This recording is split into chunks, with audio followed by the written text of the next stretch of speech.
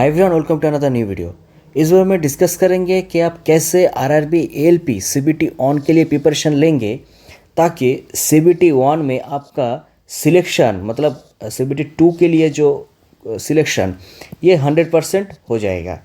जी हाँ, जिस तरीके से बताऊंगा अगर आप समझ के प्रिपरेशन लेंगे, ठीक से फॉलो करेंगे तो आप 100% सीबीटी 2 के लिए क्वालिफाई हो जाएंगे।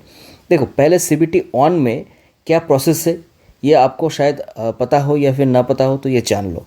पहले 1 घंटे की टाइम यानी 60 मिनट्स की टाइम आपको मिलेगा। इसमें से टोटल जो मैक्सिमम 75 मार्क्स की क्वेश्चन है और 75 क्वेश्चन भी है। इसमें एक क्वेश्चन मतलब एक आंसर राइट होने पे आपको 1 नंबर मिलेगा और 3 आंसर गलत होने पे आपको 1 नंबर माइनस होगा, राइट। और इसमें मिनिमम क्वालिफिकेशन नंबर क्या है, यूआर और ईडब्ल्यूएस के लिए 40%, ओबीसी के लिए 30 और एससी के लिए 30 और एसटी के लिए 25% नंबर आपको मिनिमम पाना है इसको क्वालिफाई करने में। पर ऐसा नहीं है कि इस नंबर आपको मतलब 75 में से आपका 75 की 40% आपको मिलेगा तो आप क्वालिफाई करेंगे। जी हाँ, ऐसा नहीं है, क्योंकि इसमें से मेरिट बनेगा। उस मेरिट में आपका मतलब नंबर आना चाहिए उस मेरिट के हिसाब से। तो समझ गए। तो देखो, अभी प्रिपरेशन कैसे लेंगे।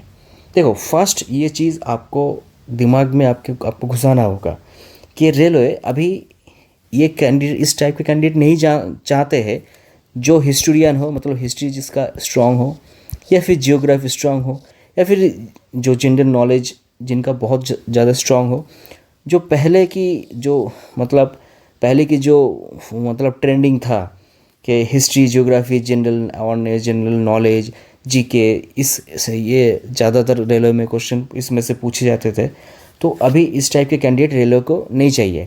रेलवे को अभी टेक्नोलॉजिकली एंड साइंटिफिकली जो स्ट्रॉन्ग कैंडिडेट है उसी कैंडिडेट रेलवे चाहते हैं, क्योंकि रेलवे अभी बहुत डेवलप कर रहा है, टेक्नोलॉजिकली आगे बढ़ रहे हैं। तो इसीलिए रेलवे को उस टाइप के कैंडिडेट को ही उनके एम्प्लॉय के हिसाब से चाहिए होगा।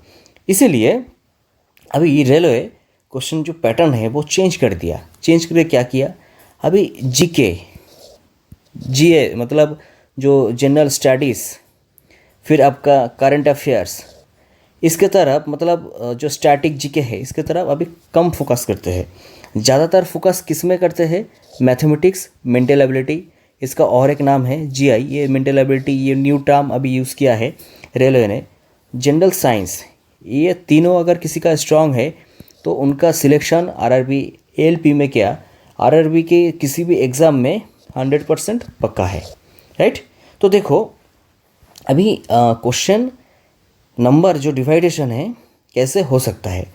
जो प्रीवियस ईयर की सारे एग्ज़ाम अगर उठा लेंगे तो उसमें से देखा गया है कि अराउंड 25% के आसपास, मतलब 25 के आसपास क्वेश्चन मैथमेटिक्स से आते हैं, 25 के आसपास क्वेश्चन जीआई जो अभी फ़िलहाल मेंटल एबिलिटी के नाम से जाने जाते हैं उसमें से आते हैं। तो बाकी जो क्वेश्चन हैं इसमें से अराउंड 20 क्वेश्चन जो है तो ये क्वेश्चन जनरल साइंस यानी जीएस के हिसाब से आते हैं, ठीक है। तो बाकी जो 10th क्वेश्चन बचा है ये जनरल अवेयरनेस से पूछते हैं।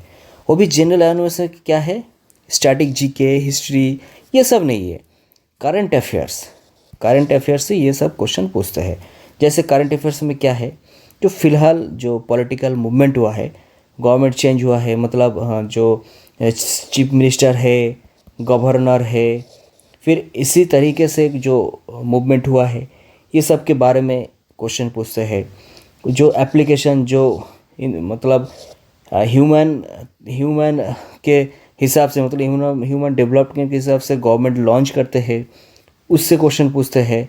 फिर आपका साइंस कोई जो इनोवेशन हुआ है जो इंसान के तहत है उससे पूछते हैं। मतलब जो पुराना जो ट्रेंडिंग क्वेश्चन था कि फर्स्ट वोमेन, फर्स्ट मैन, ये सब क्वेश्चन अभी उतना रेलवे में नहीं पूछते हैं। तो एक आध क्वेश्चन पूछते हैं जिसके लिए पूरा किताब, पूरा कॉपी पढ़ना पड़ता है।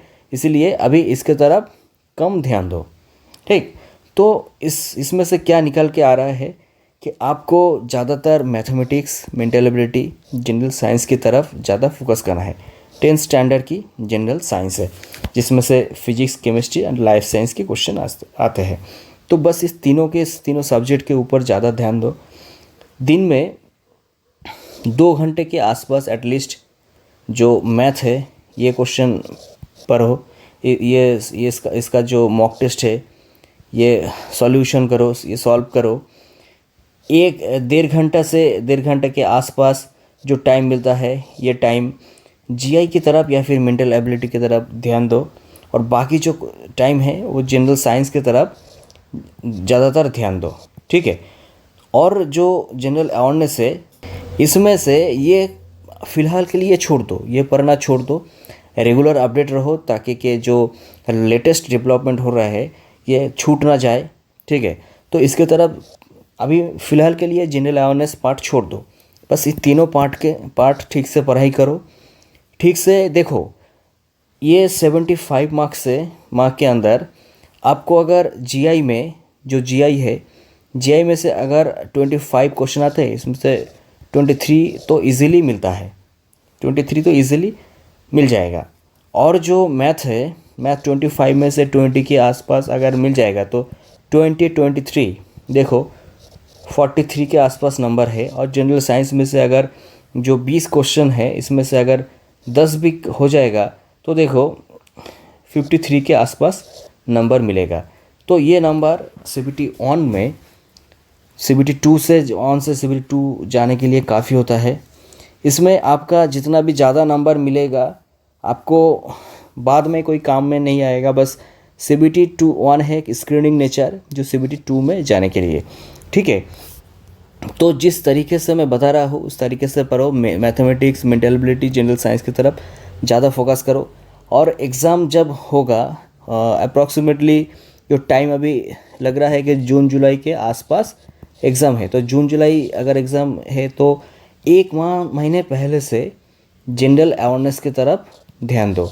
उसमें से करंट अफेयर्स जो पॉलिटिकल मैंने बताया कि गवर्नर, चीफ मिनिस्टर, फिर एप्लीकेशन जो फ्लैगशिप ऐप होता है गवर्नमेंट की एप्लीकेशन, जो न्यू रूल्स लागू हुआ है वो रूल्स, इसके बारे में, या फिर और जो दूसरा है जो गवर्नमेंट रिलेटेड है उसके बारे में पढ़ाई करो।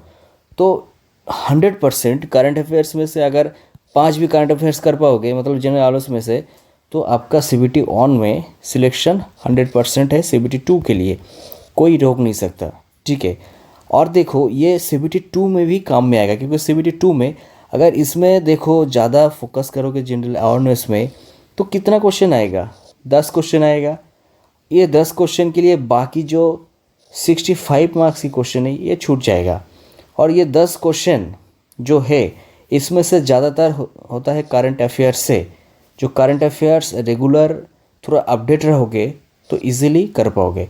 इसके लिए कोई किताब अलग से पढ़ने की कोई ज़रूरत नहीं है, ठीक है। खेल कूद में क्या क्या हो रहा है तो आप खेल कूद तो देखते ही हो, तो इसमें से कोई अलग से पढ़ने की कोई ज़रूरत नहीं है। और जो हिस्ट्री, ज्योग्राफी पढ़ना पूरा छोड़ दो, उसमें एटलीस्ट रेलवे के लिए उसमें से 1-8 क्वेश्चन आएगा, 1-2 क्वेश्चन आएगा जो जिसके लिए आपको पूरा किताब पढ़ना है, तो क्यों पढ़ोगे इसके लिए। बाकी दूसरे जो सब्जेक्ट है उसकी तरफ ध्यान दोगे तो काम में आएगा। और देखो अगर CBT 1 में ज़्यादातर जनरल अवेयरनेस की तरफ फोकस करोगे तो ये तो CBT 1 में के लिए तो काम में नहीं आएगा ज़्यादा, क्योंकि 10 में से 10 तो कर नहीं पाओगे, 10 में से 5-7 कर पाओगे, जो ऐसे भी ना पढ़ के भी थोड़ा अपडेट रहने से भी आपका हो जाएगा। पर CBT 2 में देखो जनरल अवेयरनेस या फिर GK जो बोलो वो सब्जेक्ट नहीं है सिलेबस में। इसमें बस मैथमेटिक्स से, जनरल इंटेलिजेंस से, बेसिक साइंस एंड इंजीनियरिंग ये है, तो ये CBT 2 में कोई काम में नहीं आएगा, ठीक है। तो बस स्क्रीनिंग नेचर है CBT ऑन, इसलिए CBT ऑन को बस एज ए क्वालिफाइड नेचर समझ के पढ़ाई करो।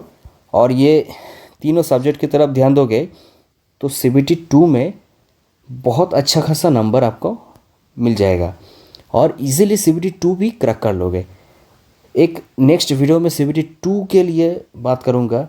फ़िलहाल इस वीडियो अगर समझ में आएगा, समझ रहे हो तो ठीक, तो फॉलो करना और कमेंट्स में बताना कि आपका क्या राय है, आपका क्या डाउट है, ठीक है।